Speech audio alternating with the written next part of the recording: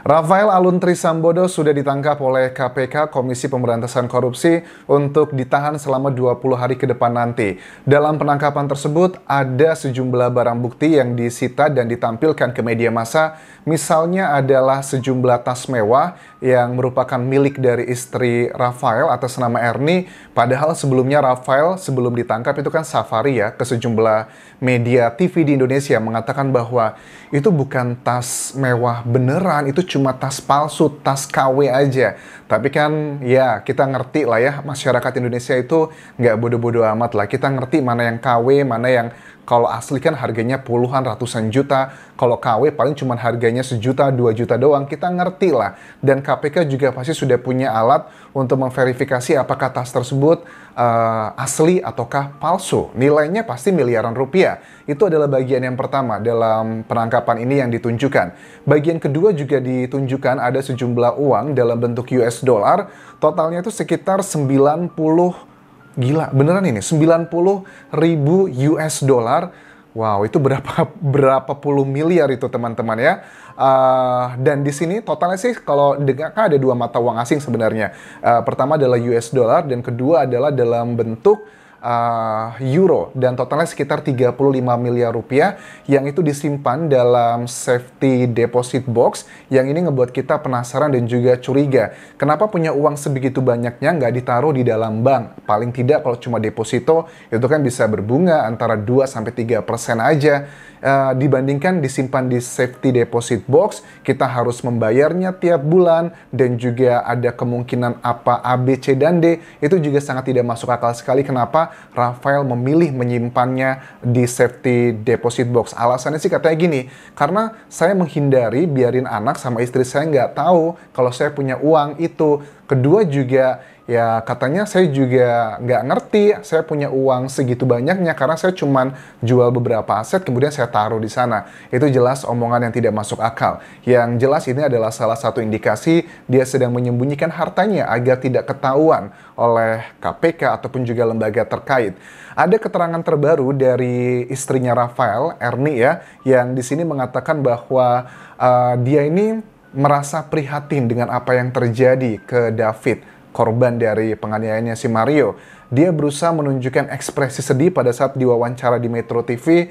Kesannya itu meminta simpati dari masyarakat. Statementnya, cuplikannya seperti ini pada saat ditanya oleh sang host, apa yang mau ibu sampaikan ke masyarakat terkait dengan kegaduhan ini semuanya? Saya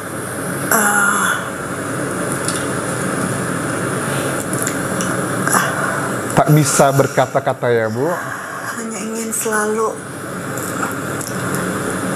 tetap selalu berdoa supaya David semakin disembuhkan dan sehat seperti sedia kala. Amin. Itu adalah harapannya Ibu Erni ya. Dan apakah ini tulus atau tidak, hanya dia dan Tuhan yang tahu. Tetapi netizen sih komentarnya aku lihat, ternyata ibunya cantik sekali ya. Well, ini physical appearance. Tetapi selain hal tersebut juga dikatakan, ini kayaknya mereka sedang mencari simpati gitu loh. Karena kan wawancara ini, si Rafael dan juga istrinya itu kan safari ya ke Metro TV, ke Berita Satu, ke mana lagi, Kompas TV, banyaklah media berita di Indonesia. Sebelum dilakukan penangkapan oleh KPK, dia sudah tahu dia tuh bakal ditangkap. Makanya dia meninggalkan jejak digital, memasang muka yang ramah, memelas, untuk mencari simpati masyarakat. Karena pada saat nanti ditahan, masuk persidangan, ini akan sangat sulit sekali dilakukan oleh Rafael dan juga keluarganya. Tetapi kalau aku lihat dari sini teman-teman, yang menjadi perdebatan sekarang adalah siapa sih? Dugaannya adalah 30 selebriti Indonesia, yang juga termasuk adalah 3 katanya anggota band terkenal di situ yang terlibat dalam pencucian uang tersebut. Dari Iskandar Sitorus, Sekretaris Indonesian Audit Watch, mengatakan bahwa itu bukanlah hanya sekedar isapan jempol belaka. Kami sudah punya data-datanya, bahkan kan dia sebentar lagi akan dipanggil nih ke DPR ya untuk menjelaskan hal tersebut. Tetapi ada satu indikasi yang kuat sekali di sini kenapa dia ini memainkan narik ulur gitu. Siapa inisial R tersebut?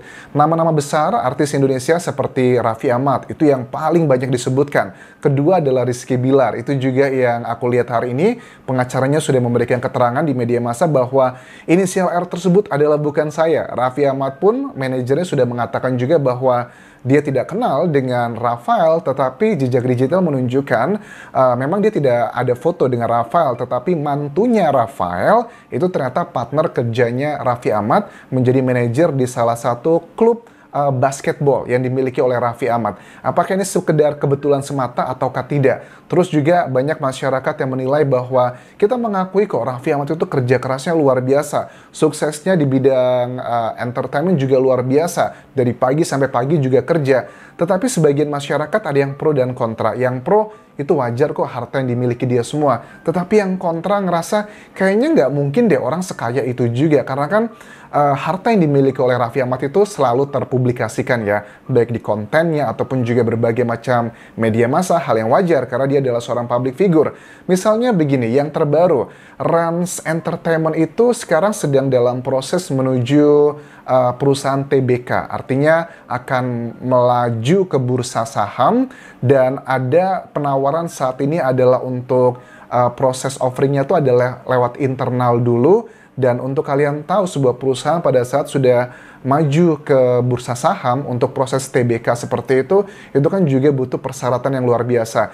Dan memang secara umum salah satu tempat favorit bagi mereka-mereka yang melakukan pelanggaran terutama untuk tindak pidana pencucian uang itu biasanya uangnya ditaruh di saham. Nggak cuma melulu untuk dugaannya adalah keran seperti itu.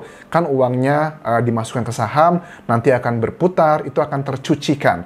Nah, menurut Iskandar Sitorus juga mengatakan kenapa nih Rafael dugaannya memilih selebriti-selebriti terkenal tersebut untuk dijadikan tempat pencucian uangnya. Alasannya adalah simple. Karena mereka adalah orang terkenal di Indonesia yang terimage-nya, terkesannya adalah orang yang sukses. Jadi pada saat mereka sukses mengelola bisnis A, B, C, dan D, orang-orang itu tidak akan curiga.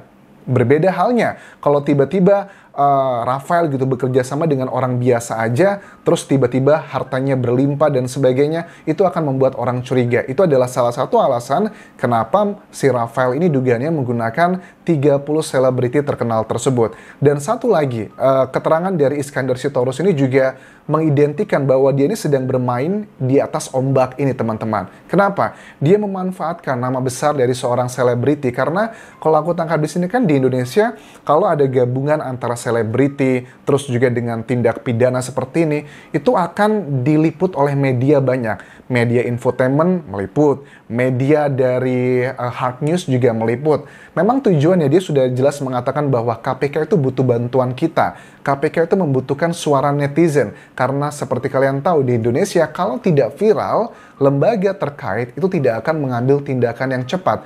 Tetapi secara pribadi aku mendukung langkah ini karena bagaimanapun juga uang yang diduga digelapkan oleh Rafael itu bukan cuma 100 atau 200 miliar, tetapi nilainya adalah triliunan rupiah. Mahfud MD mengatakan dengan tegas bahwa ada transaksi yang mencurigakan selama 15 tahun terakhir di Kementerian Keuangan sekitar 300 lebih triliun rupiah. Itu adalah uang yang sangat gede banget, teman-teman.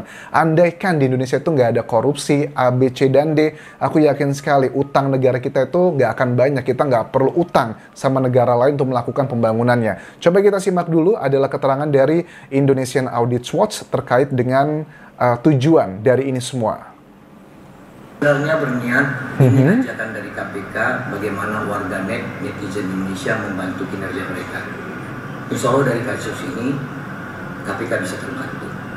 Oke, insya Allah dari kasus ini KPK bisa terbantu. Ya ini sama sih seperti keterangan Mahfud MD. Kenapa beliau juga dikategorikan gitu ya sama sebagian orang yang mengatakan bahwa ini Pak Menteri ini menteri komentator, semuanya dikomentarin. Ya menurut aku Mahfud MD juga dengan tegas mengatakan kalau saya menyampaikan hal-hal penting cuma dalam rapat internal itu biasanya nggak jalan, nggak akan selesai. Tetapi kalau saya menyampaikan hal-hal penting sedikit aja ke media massa ataupun juga sosial media kemudian viral, itu akan jauh lebih berguna. Ya, at the end of the day kita lihat adalah manfaatnya untuk negara kita sih. Dan menurut aku ini adalah langkah yang bagus sekali diambil untuk melakukan hal tersebut, teman-teman. Nah, untuk kasusnya David sendiri ya, ayah David, korban dari kekerasannya Mario itu mengatakan anaknya sekarang sudah membaik, tetapi kalau pada saat dia masukkan, ayah David mengatakan bahwa kondisinya sangat memprihatinkan. Ibaratnya itu seperti orang meninggal yang masih bernafas. Hari ini Agnes itu sudah menjalani persidangan, tetapi tidak bisa dipublikasikan karena dia kategorinya adalah masih di bawah umur. Masih di bawah umur kok sudah begituan kelakuannya. Ini juga menurut aku yang harus direvisi nih undang-undang juga nih. Ada sejumlah saksi yang juga terdakwa juga hadir hari ini. Mario pun juga hadir. Dia terlihat lebih friendly atau ramah ke media. Senyum, dia pakai batik, terus juga pakai baju tahanan. Begitupun juga dengan Shane, ada saksi yang hadir hari ini. Kita akan coba update nanti bagaimana, karena tahapan berikutnya adalah kalau nggak salah minggu depan itu kejaksaan akan segera menyatakan tuntutan untuk Agnes tersebut hukumannya apa, dan setelah itu akan segera menuju keputusan berapa tahun hukuman untuk Agnes. Mudah-mudahan ya, jangan dikasih yang ringan gitu, karena Agnes itu kan sudah banyak sekali jejak alat bukti yang menunjukkan bahwa dia itu bukan sekedar orang yang keceblung aja kalau dalam bahasa Jawanya, tetapi diduga dia ini adalah bagian yang sangat terlibat dalam kasus ya penganiayaan ke David tersebut, teman-teman. Bahkan dalangnya dugaannya seperti itu. Mirip-mirip lah dengan kasusnya Sambo dan juga Putri Chandrawati, tapi ini versi pacaran. Kalau yang Sambo dan PC itu adalah versi yang sudah menikah. Well, some people saying like that. Thank you very much for watching. Sampai ketemu lagi di video berikutnya. Tinggalkan like dan juga komen. Subscribe channel YouTube ini. Juga follow Instagram dan Facebook page Kode Anjasa Semara. Sampai jumpa.